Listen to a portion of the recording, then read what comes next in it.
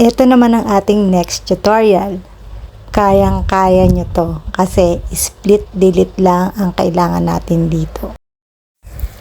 Dalawang clips lang kailangan natin. Syempre, yung una na gusto nating magtapon ng basura pero tinatamad tayo maglakad kaya magte-teleport tayo. Yan.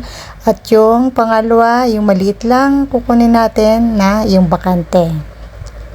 Kasi biglang mawawala tayo. Di syempre, bakante.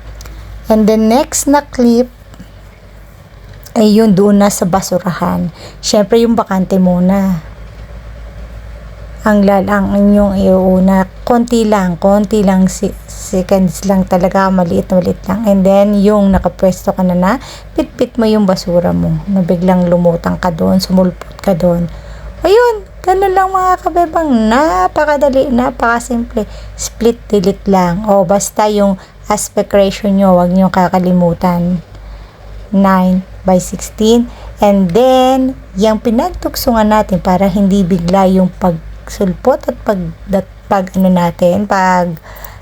alis, lagyan natin ng animation. Yung mix ang ilalagay nyo. Tapos 0.01 lang dito sa yung pinaka-duration niya. O yun, ganun lang kasimple. At meron na tayong teleport. Teleport sa basurahan lang pala pupunta. So, yun lang. Sana nakatulong mga kabebang. At huwag kalimutan 3K, 4K resolution at 50 frame rate. Hanggang sa muli. Bye.